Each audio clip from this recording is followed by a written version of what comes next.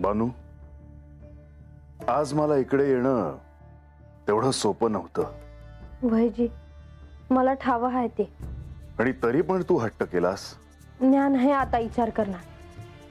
आज पातूर तुम्ही माझ्याकडे येण्यासाठी मी कधी तुम्हाला विचारलं आहे का जी? होय, आणि मला त्याचंच आश्चर्य आहे की तू आज तशी का वागलीस. माझ्यासाठी माझा संसार मोडून टाकणारी केवळ एक परस्त्री आहेस तू, जिला केवळ स्वतःच्या स्वार्थाशिवाय दुसरं काहीही दिसत नाही.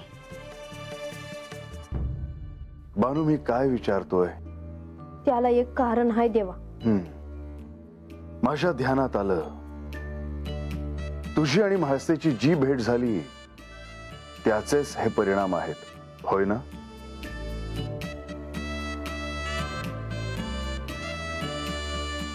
बानू, तुम्ही दोघी जर अशाच वागत राहिलात तर कसं होईल? म्या नाही वाद घातला देवा. म्या तर त्यासनी माझी चूक पदरात घ्या हे सांगाया गेले होते. खरं तर सगळा दोष तुझा आहे. तुझ्या दोषाला, खरं तर अपराधाला काही क्षमा नाही, कारण तू माझ्या प्रेमाचा अपमान केला आहेस.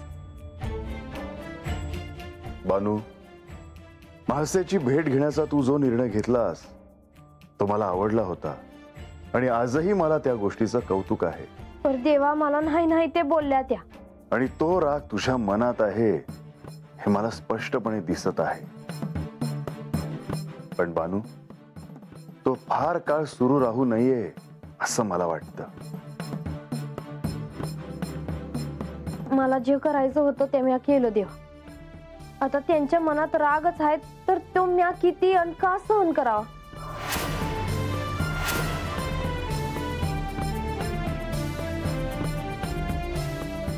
बानू,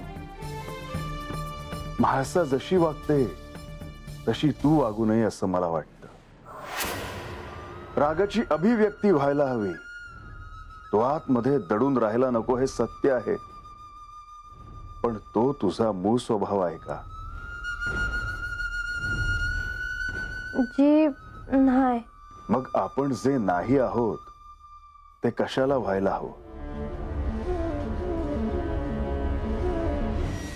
म्या हे ध्यानात ठेवल जी.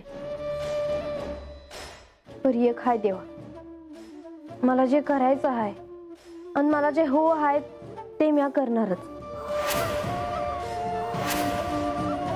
बानू, मी तुला निश्चितच थांबवणार नाही, पण तू तुझा मार्ग बदलावा हे मात्र निश्चित सांगेन. किती दिवसानं आला हायसा तुम्ही, आणि आपण हेच बोलणार आहोत का? होय, आपण हे सगळं आत्ता नको बोलायला. या जी.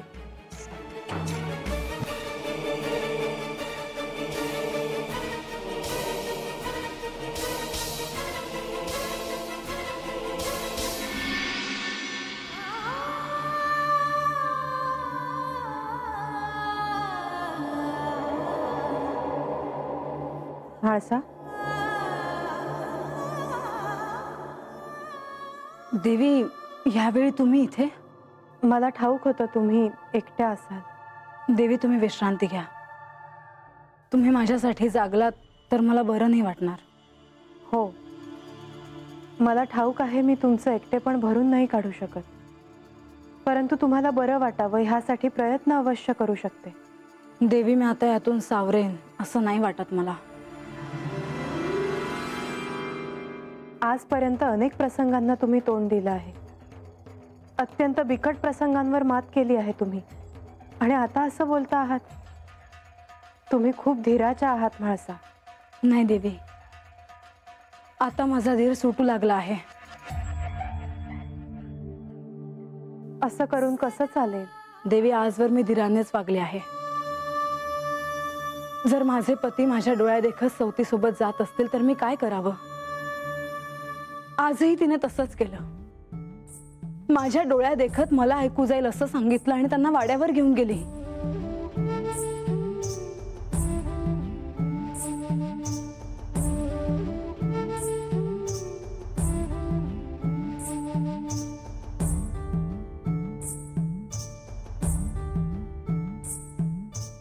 माझे खूप प्रेम आहे हो त्यांच्यावर.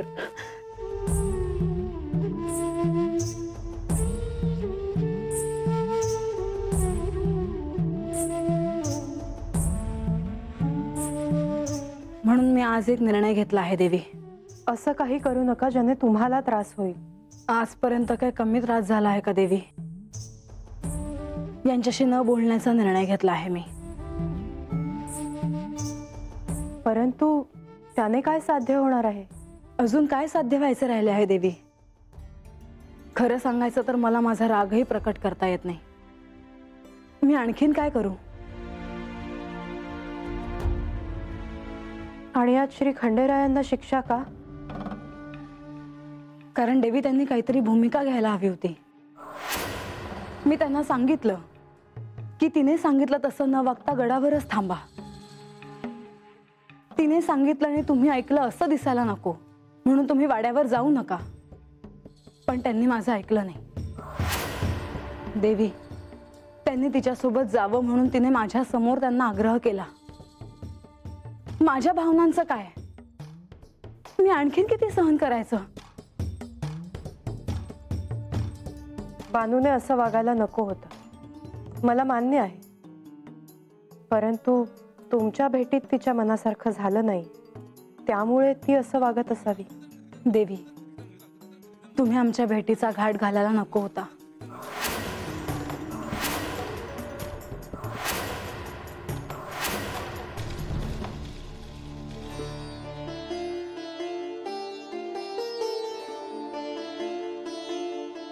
देवा,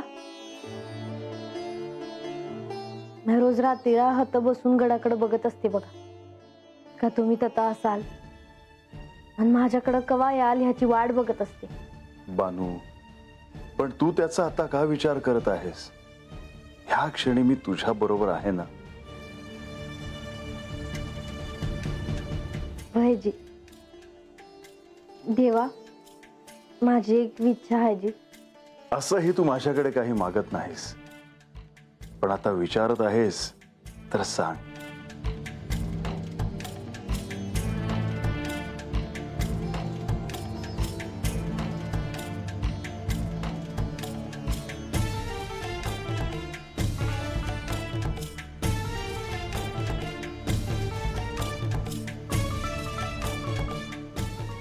देवा, तुम्ही मला ह्या दिल्या होत्या. मला तुम्हाला भेटता यावं म्हणून. पर आता मी आता वापरत नाही जी. पण आजच ह्यांचं काय करायचं? देवा, आज जेजुरीच्या ह्या आभाळात ना आपण दोघं फिरून येऊया का? ह्या चांदण्या आभाळात आपण दोघं जेजुरीवरून बघू. पण आजच जाणं आवश्यक आहे का? तुम्हाला नसल आवडलं तर राहू दे जी. नाही बानू, तसं नाही.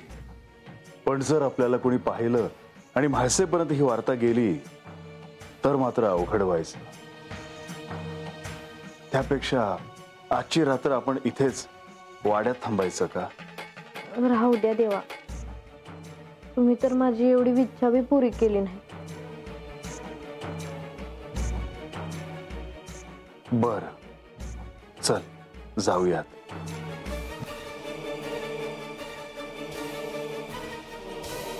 चला. तुम्ही एवढं कसला विचार करताय सर? मगा धरणं बघतोया, काय झालं काय? मला लय वाईट वाटलं बघा. गणोबा, राघोबा, आता कुठं बोलू नका सा. पण आपल्या देवी कशा आहेत ते आपल्याला ठाव आहे. आता त्या रागवत्यात खरं, परमानानं लय चांगल्या आहेत.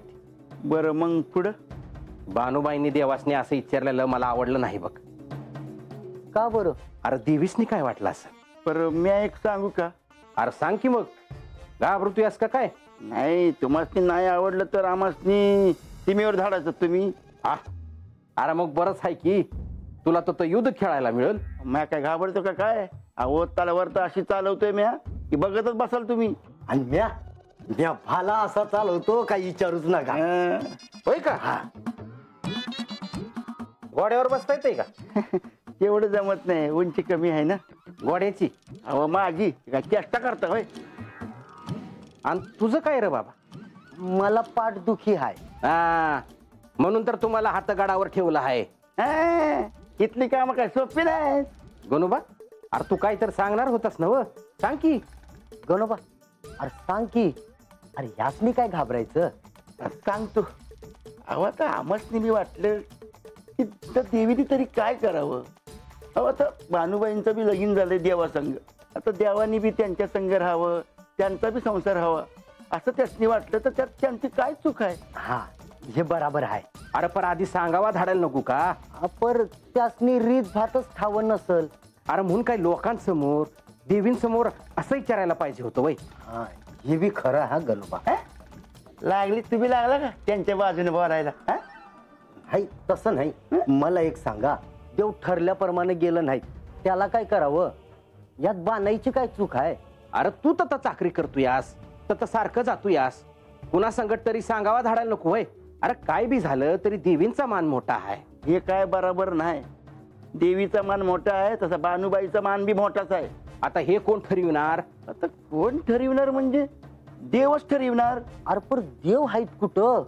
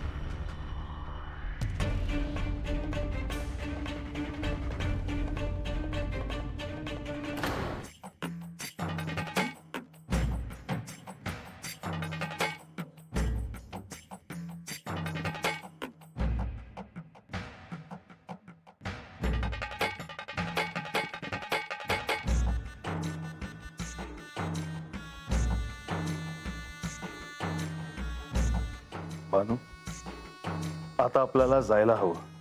अहो असं काय करताय देवा? अहो अजून फिरूया की. पण आपण गडाच्या ह्या भागात नको फिरायला, कारण जर म्हाळसेने पाहिलं तर पुन्हा वाद व्हायचा.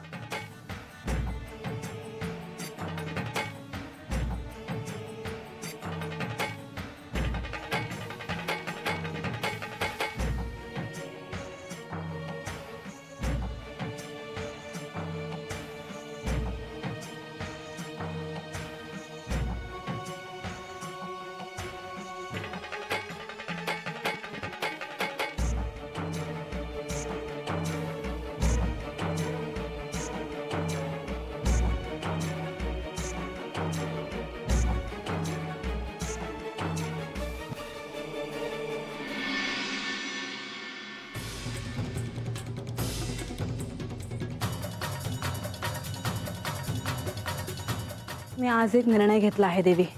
असं काही करू नका ज्याने तुम्हाला त्रास होईल. यांच्याशी न बोलण्याचा निर्णय घेतला आहे मी.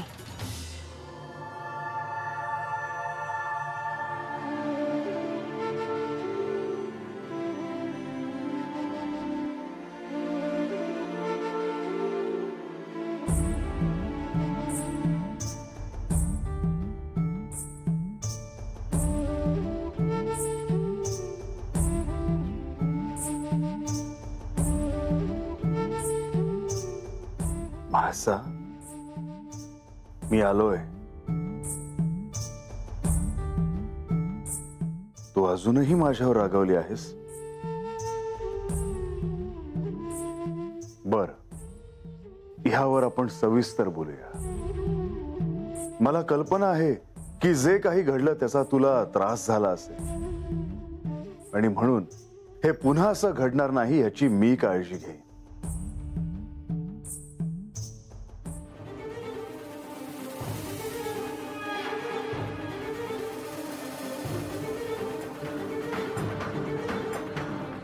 म्हाळसा, तू बोलत का नाहीयेस? का माझ्याशी ठरवून बोलत नाहीयेस? मला काय वाटेल ह्याचा तरी विचार कर.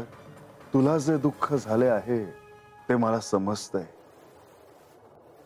पण म्हणून मलाही वेदना होईल अशी नको वागू. मला ठाऊक आहे की तुझ्या मनात राग आहे आणि तो तू वेळोवेळी व्यक्त करत आली आहे. तेव्हा आजही बोल. मी शांतपणे ऐकून घेईन, पण अशी मौन नको राहूस. जे काही आहे ते बोल.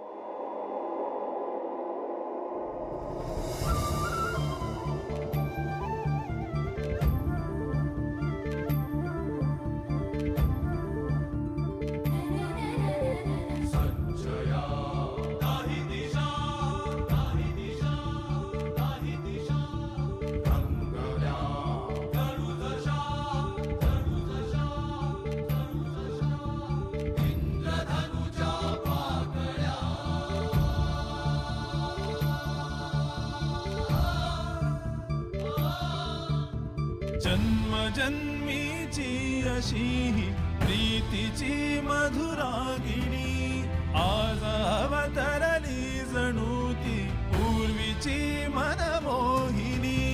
याही जन्मी पुन्हा परसू दे.